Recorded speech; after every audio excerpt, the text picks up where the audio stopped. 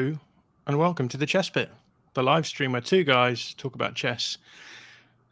Occasionally, I guess we're going to mainly More talk than about chess in occasionally this. now, yeah. Yeah, I think we've really crossed that Rubicon. This is undeniably a chess content stream. I'm John Mackenzie, and I'm joined as always by my good friend Phil Makepeace. Phil, how are you? Good evening. How are you, John? I hear you've just been on a walk. Yes. Well, Robin is caught somewhere in Nottinghamshire, I believe, unable to get a train because of the snow. So you're left with me again, I'm afraid. We managed to get Phil in at the last minute, so we've managed to avoid the snow. But I was mid-walk when we decided to go a little bit earlier than we'd planned, so I rushed back, and here we are to talk about chess. So game three's just happened, another draw.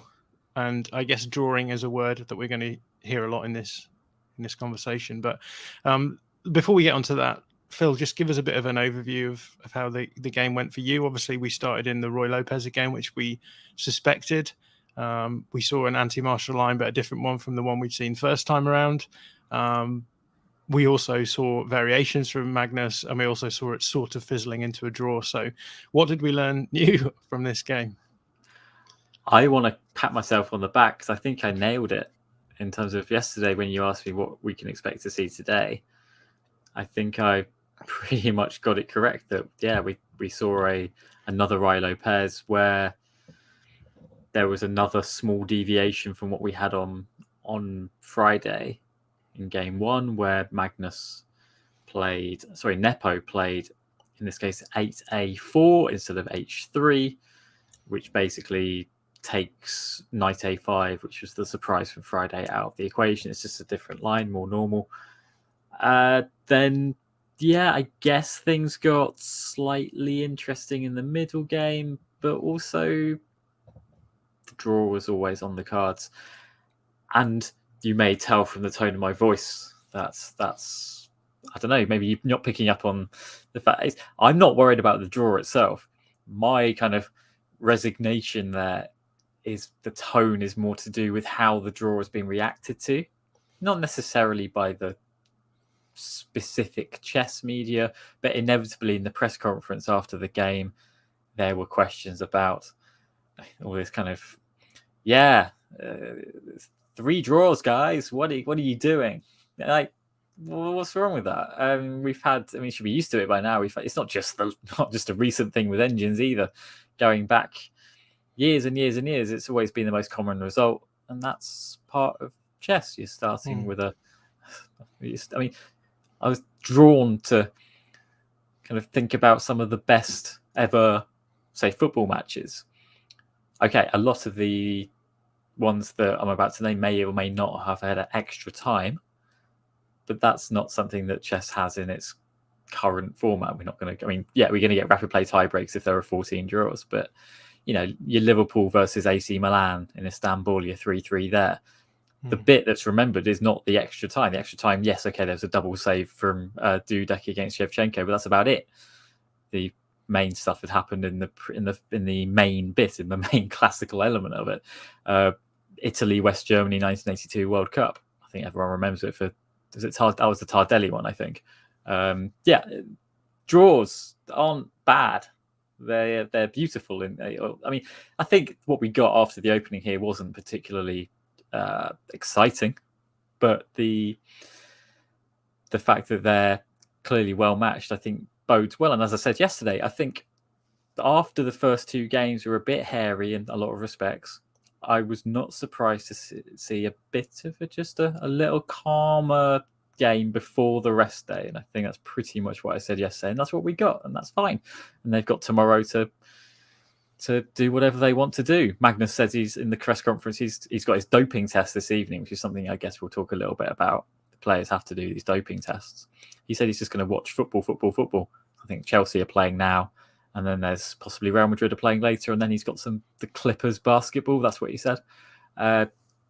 Nepo presumably will not be doing that, but we've had a fairly. I'm not going to call it dull. I don't think it was dull. I think it was just fairly even all the way through, and that's fine. I think it's interesting that this is like the last game before a rest day after the opening few games.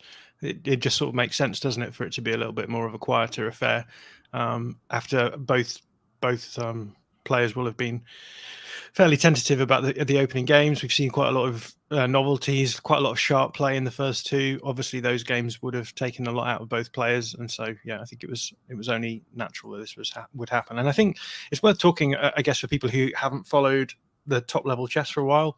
Is there a sense in which the likelihood of this sort of drawitis that we're seeing in these big matches, is that just simply because we've reached a stage now in professional chess where over a 14 game match you're gonna get a huge amount of preparation, everyone's going to sort of roughly know what's going on, it's becoming harder and harder to actually get results in these games? Is that just the nature of professionalizing the sport?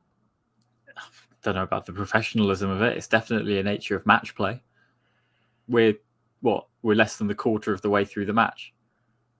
So far, it's even. I don't see a problem with that. Yeah, they've got. It's not just they're turning up and they need to win the World Championship. They've got 3 weeks of this. Of course, it's going to be cagey.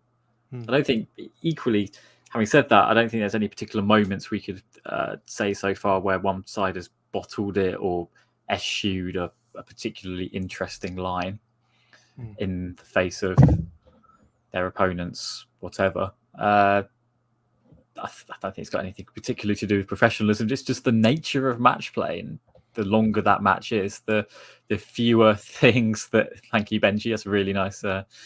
He draws when he wants, Magnus Carlsen. He draws when he wants. He does. The old matches, so ones where I'm thinking here 1984, and possibly there were a few before that, where it was the first to 6 wins and draws were discounted. The match could be infinite in theory. No, I don't think anyone complained about it then. I think there was possibly a sequence of 17 or 18 draws in a row in Karpov-Kasparov when they got to something like 5-2 or 5-3 in favour of Karpov. Don't think there were particular complaints then. It's just the nature of the beast. And here, the nature of the beast is that there's a 14-game match and there's going to be a winner, possibly not at the end of those 14 games. And that's something that we've got to reconcile ourselves with. And that doesn't mean that the chess is worse or less entertaining. We're just in the middle of a narrative, and that's surely fine. I mean, you can tell me all about this. You support Leeds United. I mean, the season is a long one. Otherwise, it would be you might be struggling. I think the season will be a long one for Leeds United, to be honest with you. But do you think then that what's changed is the sort of context? I wrote a newsletter just about how chess can market itself perhaps a little bit better, and I think so much of this comes down to a sort of loss of nerve by a lot of sports. You're a cricket fan, you know cricket well, and I feel as though cricket's sort of gone through that loss of nerve, being like, well, what if county matches are no longer able to garner audiences? And I think we're seeing the same sort of thing with chess, right? This sort of idea that, well, people aren't going to watch it if they're long games and they end with the draw. Test match cricket is the same, right? You can spend 5 days watching a game and it can end in a draw. Do you think there's anything in that, or do you think that that's simply something that is more to do with the way that the people who market things think than actual general punters? As long as there's room for both, then it's fine. And there's still room for test cricket and I don't know, T20 or the 100 or whatever. There's still room for the World Rapid and Blitz, which is happening at the end of next month. And I think we're going to be doing some things on that after Christmas. Clearly, there's still room for a long, serious, long play classical chess as well. Both are valid. Both are fine. Do you not think it's interesting that football has never done that? In terms of the draw? It's always been 90 minutes. No, it's always been 90 minutes. And then, the thing with the draw is it's because it's not just about the draw, is it? It's about the attention span and trying to find a winner as quickly as possible. That does possibly inherently mean that draws are bad, but it's mainly to do with fitting within a broadcast slot, is it not? Yeah, and also I think just the nature of the two sports, right? I think cricket and chess both add something by going longer. Whereas I think with football, if you were to go on for 5 days, there would be something of a loss of quality. Maybe not. Maybe people would love that, but the players' health might come into some sorts of problems at some point. But yeah, I'm interested because I think we've got Duncan in the chat. Good to have you on board again, Duncan. And just saying, I love Test and County Championship cricket, and I wonder how much the people who do like chess are the people who have that sort of tolerance for sort of slow play aesthetics. I don't know. I also don't think it's that much of an issue. I think that to a certain extent, chess and FIDE should be confident that there will be always enough people to have an interest in the way that the game's played. Yes, you need to think about ways to modernize and ways to make sure that you do pick up a new audience, and I think that's an interesting conversation as well, because I think, again, this is something else I wrote in a newsletter piece recently, that I think there's too many people who get caught up with their idea of what chess should be, when there's plenty of other ways that you can market chess to the world. And we can complain all we want about the YouTube streamers, but they are bringing in attention to chess, and that's a good thing. So I definitely think there's a lot to go on here, but maybe we should move on, because I realize we haven't really talked too much about the game. And Duncan did have a question about the way that the game flowed. So let's just have a look at that first. So Duncan said 14 B takes C4 seemed to be a move that Nepo hadn't considered, and that Magnus intended to take him out of his prep comfort zone. And then he says, a few moves later, this seemed to be confirmed when Nepo took over 30 minutes on 21H3. Is Magnus testing the water in the early stages rather than going for an outright win? What's your take on that? I don't think they're mutually exclusive. You can do both. You can still play for a win or play for an advantage while also being a bit more, cagey, playing a psychological battle in the opening. Doesn't mean he's not playing for a win. It means he's seeing, testing Nepo in some other way. That doesn't strike me as a way of playing for a draw. I think this is something again that I touched on in my newsletter yesterday, is that this is the exciting thing about a draw, right? Is that a draw is just getting to a point where both players have sort of made tentative attempts to sort of destabilize their opponent, and both of them have withstood that. That's a tactical thing. That's part of chess, and that is an exciting thing to watch, right? I think particularly in game 2, that was an interesting backwards and forwards. Maybe it was a little bit more run of the mill today, but there's definitely something enjoyable in that pursuit of a draw, right? Of course, and it doesn't have to be that either. That's just one way. You can get draws that happen when one side gets miles ahead and the other, and then makes a mistake and the other player comes back into it, or one player really goes for it and then it just fizzles. There are lots and lots of different ways of getting there. I think that move today that Duncan mentions, this pawn takes pawn on c4, I'm not so sure it took Nepo out of his comfort zone necessarily, but it may not, as Duncan suggests, have been what he necessarily expected. Hence the big think then. He took half an hour on move 21, and we're getting to that point, aren't we? We need to start monitoring this, because in our preview episode we did a predictions thing about how long the longest think would be, and I think I said, did I say something like an hour? I think you said 53, didn't you? 53 minutes. It was nearly an hour, certainly. And so we had half an hour today from Nepo over what in the end was a very prophylactic move. It didn't really do much. It was almost actually, I'm fine here. I'm just going to play a move which vaguely improves my position and then see what else Magnus has up his sleeve, which turned out to be not a whole lot, because Magnus then played a similar type of move after a 17-minute think. And that's what I was going to say, actually, in terms of the marketability of chess. Those are the moments where you need to have something ready if you're a lead broadcaster. Because here we had 47 minutes, a period where there was just one move made per player. And there is a lot that you can talk about the position. You can go into depth about it. But perhaps those are the moments where you might do what's happening and cut to Tanya Sashdev going around the arena or the press room or the whatever. And I'm not so sure that's been happening as much. They've been kind of getting into these quite heavy periods where not a whole lot is going on the broadcast, and they may be just repeating themselves 2 or 3 times. saying, "Oh, but what else is there in the position?" when they've really covered it.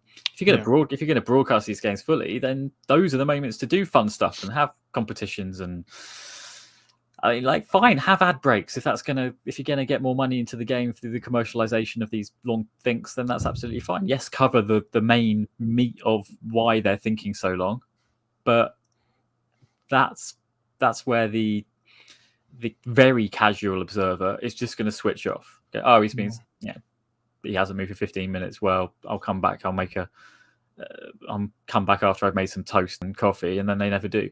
But that's part of the game. That's great. This is chess's own version of cricket's rain breaks, right? Those are the moments that you have to really nail. And I think one of the things that I would have liked to have seen more of is a sort of test match special style coverage, which is why I love Svidler, because I think Svidler sort of does that. You get, yes, he can talk in depth about the chess, but he also has the ability to talk about other things as well in an interesting way, and it doesn't feel as though it necessarily has to be that sort of, as you've said, repetition, like a threefold repetition of our own during the commentary, right? And we don't necessarily need that, I don't think. In terms of what we've been talking about in every one of the streams that we've had so far, we're going into a rest day for the two players. How do you think the two players, let's do it again, let's go through both players and think how they'll be feeling about what's happened so far. So let's start with Nepo. How will Nepo be feeling about the first 3 days in the course of his rest day? I think he's fine. I really don't think there's much difference between them. I think Nepo is now, as we said, I'm going to keep saying it. The longer they draw, I'm going to keep saying it. We are now playing an 11-game match where Magnus has 6 whites. So he is at a small disadvantage there. But equally, if you're going to be playing black against Magnus, you need lots of energy. So having a rest day before that is not necessarily the worst thing in the world.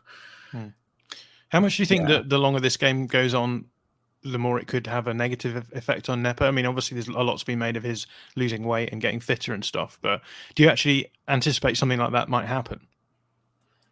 Well, let's just think about this. So he's got a rest day before a black on Tuesday. He's then got a rest day before another black on Friday. I'm assuming the maths works so that he gets rest days before whites in the second half. If he can get to game 7 after that fourth white and still be at parity, he's got a very good chance of, I mean, that just suggests to me that how he's using the rest days and his energy levels in general are where they should be, where they need to be to face Magnus.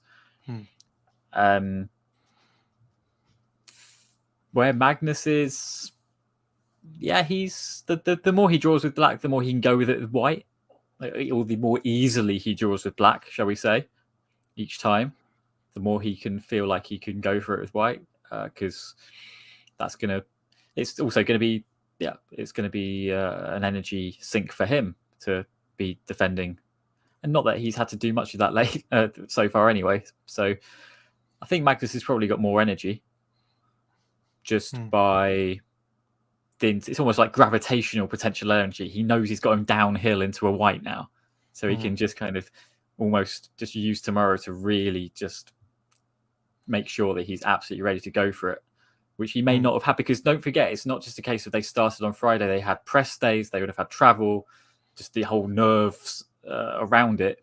Game 1 or game 3, as we've just had, is probably realistically the 5th or 6th, maybe even 7th consecutive day that they've had to really have a lot to think about. So now they've got a day of, well, not nothing, but a day of, it is a rest day, and there's no real commitments that they've got. They can have a lie-in and all of this stuff. I think I'm going to use the word, Magnus has the gravitational potential energy at the moment, just going downhill into a white, and Nepo has it the other way around, where he knows that he's got to have a black straight away on Tuesday after this game 3. So after the rest day. So I think Magnus will be slightly happier, but there's absolutely nothing for Nepo to be unhappier about. Yeah, and we've got Tor Chora in the chat saying hello again. Good evening, hello mates. He says so, hello mates. Hello. Yeah, good to hear from you again. I'm guessing you're still over in Russia. I can't imagine. It's very snowy in the UK today, so I can't imagine it must be fairly snowy in Russia. I don't know whether or not that's stereotyping, but thanks to everyone else in the chat as well. I'm conscious of the time. I don't want to draw us on too much, but we had obviously in our WhatsApp group, we had a long conversation about whether or not Carlsen is now considered. Nepo is now considered a potential favorite in this game, whether or not you could feasibly think that he could win this from here on in. So yeah, interested to hear your thoughts on that, your takes on that. I suppose for me, I'm not. As I say, I'm a bit of a neophyte when it comes to chess world championships. I did keep an eye on like the Fabi Caruana versus Carlsen game, but I think the thing for me about chess matches of this length is that there's obviously like a cumulative aspect to them, which I think someone like me who maybe doesn't have the experience of one like high level chess, but also watching it in a match play situation like this, really appreciate. So what's your sort of general take on that? Because I think we were suggesting, Robin's come out now and said that he thinks that Nepo is going to win based on the first couple of games. I don't know whether or not he's reading too much into the first couple of games. What do you make of all of this thing? I haven't changed my opinion on anything. I've been proven wrong that I said that Magnus would win a couple or one or two early. There's no reason he won't win on Tuesday. There's a temptation to be sensationalist about all this, but I just don't think there's anything particularly that's changed for me. Certainly, these games have told us very little about the quality of the difference between them. I think it's roughly about what we expected. Yeah, maybe Nepo is equalized more easily than we thought, but we haven't had a particularly, let's say, Magnus-y position yet in the middle game that he can really attack. That was possibly game one. He might have been able to do things with the initiative despite being the pawn down. Possibly. That one did look like it was going to rumble on for hours. But I don't think I've changed my mind on anything. I think that Magnus is still the clear favourite over the 14 games plus any tie breaks. He is the number one in the world at all three classical, rapid and blitz formats for a reason. And there's absolutely no reason why I think that Nepo has more of a chance than he did at the beginning. It's just a slightly shorter match now. We're just playing an 11-game match. Message from Benji, just sort of saying, football pundits make up too much narrative, chess pundits hold my beer. I think this is kind of how I feel. I don't. I feel as though I'm not qualified to make useful judgments on any of this, but I do feel as though sort of drawing doesn't really change a huge amount, right? I suppose if Nepo were to win a game, that would change things and would change the tenor of the game completely. But until that happens, I'm still going to think that Magnus has got enough to pull it out. It was nice to hear as well from Lucas Asnor-Miles in the chat as well. So hi guys from him. Hi Lucas. One final question before we close up, Phil. It's a rest day tomorrow. What are you doing on a rest day? What do we do on a rest day? Do we chill out? I'm working. So I've got my last final Monday in all my chess schools before we break up for Christmas. So I will be showing them bits from what we've had so far. So I guess I will still be doing World Championship-y things, but I will be doing it in a retrospective, calm way. But yeah, I think there's a reasonable amount to talk to. So talk about of those three games. Just showing them little moments, maybe the exchange sacrifice. That was quite fun. Showing them how the knight on d6 yesterday really shut out the black bishop and the rook, things like that. Yeah, so I'll still be kind of doing World Championship things, but from more of a teaching side than a commentator side, perhaps.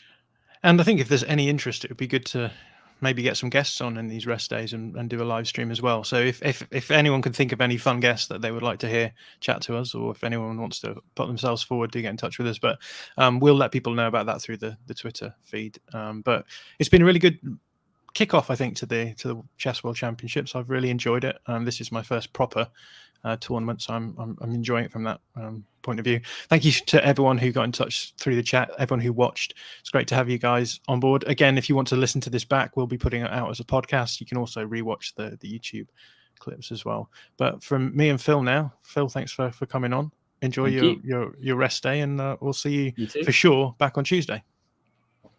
See you later, guys. Bye.